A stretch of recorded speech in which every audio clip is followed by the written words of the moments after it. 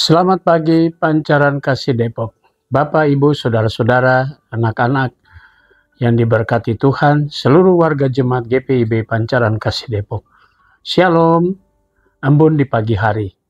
Bapak, Ibu, Saudara-saudara, dan anak-anak yang diberkati Tuhan, kembali kita semua dapat menikmati hari yang baru.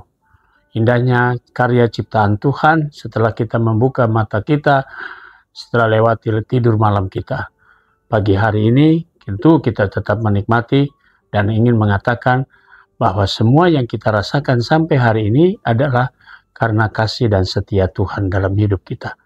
Karena itu mari kita sebelum melangkah di hari ini dan beraktivitas, mari kita bekali diri kita dengan firman Tuhan.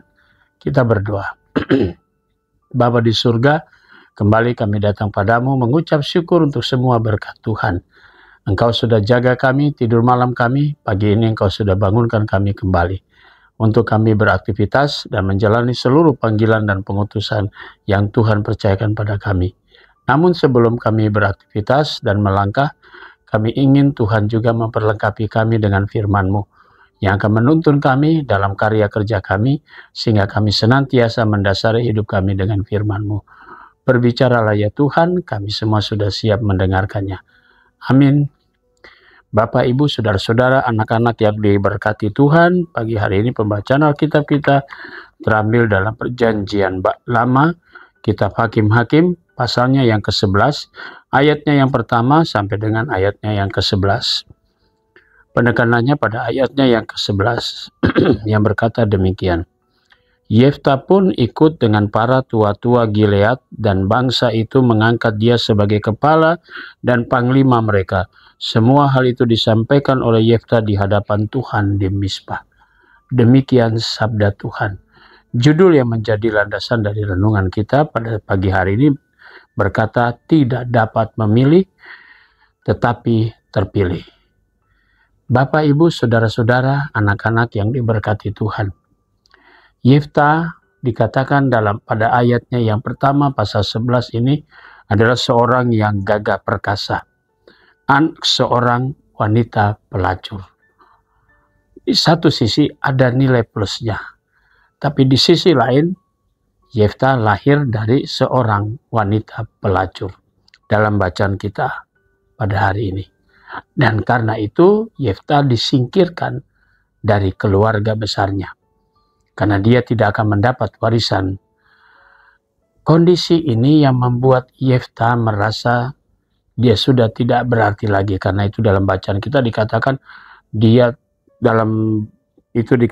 lontang-lanting bergabung dengan dia dan pergi merampok bersama dan seterusnya. Dia menjadi seorang yang justru melakukan tindakan-tindakan kejahatan. Satu kali orang Israel berada dalam situasi terdesak oleh bangsa Amon dalam bacaan kita. Nah, di sana mereka membutuhkan seorang yang bernama Yefta. Yefta pada awalnya menolak karena dia merasa dia sudah ditolak dalam keluarga itu, dalam kumpulan bangsa Israel. Karena dia tidak menjadi bagian dari keturunan, dia hanya dari wanita pelacur dan sebagainya. Yefta berusaha untuk menghindar dari ajakan para tua-tua waktu itu di Gilead. Dan karena itu, pada akhirnya Yefta pun mengikuti kemauan mereka. Setelah itu mereka pun berjanji bahwa mereka akan mengikuti apa yang dikatakan oleh Yefta. Dan Yefta menjadi pemimpin panglima untuk berperang melawan orang Amon. Bapak, Ibu, Saudara-saudara yang Tuhan Yesus kasihi. Kalau kita mau katakan bahwa emas sekalipun berada di lumpur, dia akan tetap emas. Itulah Yefta. Sekalipun di mata orang Israel begitu hina, karena dia lahir dikatakan dari wanita pelacur. Dalam konteks sejarah kehidupan keluarga-keluarga Israel, maka Yefta tetap tidak termasuk. Tapi dia tetap orang yang gagah perkasa. Dia memang disingkirkan, tapi kemudian dia dibutuhkan. Ini menjadi pesan buat kita semua. Sekalipun menurut ukuran manusia, kita tidak masuk dalam bagian untuk dipilih, tapi Tuhan memilih, maka Tuhan pun juga melihat kelebihan dan ada nilai positif dalam diri seseorang. Karena itu tidak semudah kita untuk mengecilkan orang lain, tapi sesungguhnya Tuhan punya karunia yang besar. Seperti Yefta, dia dikucilkan dari keluarganya, tapi di sisi lain dia punya kelebihan sebagai gagah, orang yang gagah, perkasa, dan siap untuk menjadi panglima. Bersama dengan tua-tua Gilead itu, mereka mau berperang atas orang Amon.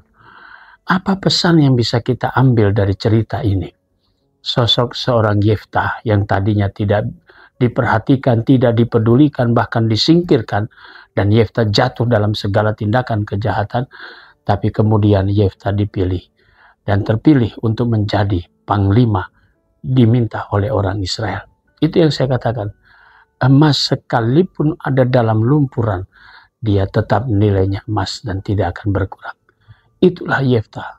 Sekalipun dia lahir dari seorang wanita pelacur, tapi dia tetap menjadi punya kelebihan dan sangat dibutuhkan dalam lingkungan orang Israel.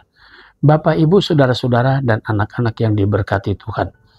Mungkin kita juga sering kali melihat hal seperti itu. Kadang dalam keluarga pun ada anak-anak yang ditanda petik dinilai dalam ukuran manusia tidak layak, tidak pantas, dan sebagainya akan disingkirkan. Tapi ternyata dia bisa membawa nama keluarga dan dia bisa dipakai oleh Tuhan. Jadi jangan pernah kita mengecilkan orang lain. Jangan karena kita menghina orang lain. Karena Tuhan punya karunia yang besar pada diri seseorang ketika kita menghina orang itu. Ketika kita menjelekan dia. Dia punya nilai lebihnya. Mari saudaraku, kita semua punya nilai kekurangan. Tapi kita juga punya kelebihan. Jadi biarlah kita juga dibentuk oleh Tuhan. Sekalipun mungkin background kita di belakang sangat buruk di mata orang banyak. Tapi ingat, kita indah di mata Tuhan ketika dia memoles. Karena Yesuslah yang memperbaiki hidup saudara dan saya. Sehingga Yesus mau ketika kita juga mau dipakai sebagai alat Tuhan. Dan dipakai untuk kemuliaan namanya. Bersiaplah.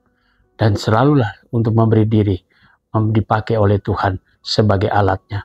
Maka sekalipun kita dihina. Tapi di mata Tuhan kita tetap terpilih. Tuhan memberkati kita semua. Amin. Mari kita satu dalam doa. Bapa di surga, kembali kami mengucap syukur atas segala berkat Tuhan. Pagi ini kami mau berdoa untuk jemaat-Mu Pancaran Kasih Depok. Kami mau berdoa untuk jemaat Tuhan yang ada di sektor Peniel. Kami mau berdoa untuk keluarga Ibu Ita Magdalena. Kami mau berdoa juga untuk keluarga Bapak Yance Albert Peters, keluarga Bapak Jeffy Bakar Besi, keluarga Bapak Jimmy Alakaman, keluarga Bapak Joy Morris Pati Peluhi, dan keluarga Bapak Julio Sendrato. Tuhan berkati keluarga-keluarga ini dengan berkat Tuhan. Kami berdoa untuk jemaat Tuhan yang sakit. Kami berdoa untuk Oma dari sektor Peniel, Oma Kosio Haspers, Ibu Tiorodiani Dewata Opir, sektor Yeriko, Ibu Maria Magdalena Nikiulu, Bapak Edward Tisi, Bapak Yesi Dani Huai, dan Ibu Yemima Tenu Pasanea. Tuhan berkati akan orang-orang tua kami, saudara-saudara kami dalam keberadaan tubuh mereka yang lemah. Tuhan Yesus memberkati. Kami juga mau berdoa pada pagi hari ini untuk jemaat Tuhan, keluarga yang berbahagia atas pertambahan usia perkawinannya, keluarga Bapak Indra Pratomo. Tuhan berkati sukacita keluarga ini atas pertambahan usia perkawinan mereka. Kami berdoa untuk jemaat Tuhan yang pada hari ini merayakan ulang tahun kelahiran Saudara Boy Nando Lingga, anak Nanda Adila Abigail Nuos, Saudara Stephen Simorangkir, Bapak Spelman Raja Bunga Nyita, Bapak Yose Martin Sengke, anak Zelo Julian Bernardus, Bapak Robert Adrian Sors Koel, Bapak Wilhelmus Saldrak Soisa, dan Saudara Michelle Ricarter Walalayo. Tuhan juga Saudara Daniel Septianto Rahaweman. Tuhan berkati sukacita saudara-saudara kami atas pertambahan usia mereka. Kami berdoa juga untuk majelis jemaat, para diakan, penatua, dan kami para pendeta. Diberkatilah hidup kami, keluarga kami, dan juga karya kerja kami. Unit-unit misioner yang ada, Tuhan berkati vikaris, Tuhan berkati juga pegawai kantor gereja, koster, dan keamanan, bahkan badan pemeriksa perbendaharaan jemaat. Kami juga mau berdoa untuk seluruh pergumulan jemaat Tuhan, jemaatmu yang sudah lanjut usia, Tuhan Yesus memberkati semuanya. Inilah doa kami, ucapan syukur kami ya Bapa, yang kami naikkan semuanya dalam nama Tuhan Yesus, Juru Selamat kami yang hidup. Amin. Selamat pagi, selamat berkarya, Tuhan memberkati saudara.